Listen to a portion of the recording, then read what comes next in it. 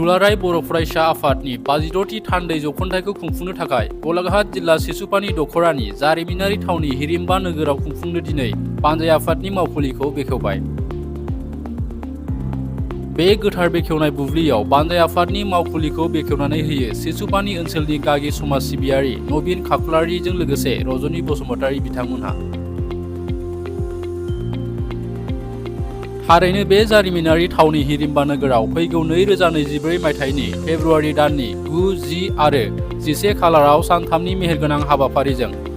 दुलाराय बर' फरायसा आफादनि 56थि थान्दै जौखोन्दायखौ गाजा गोमजायै खुंफुंनाय जागोन।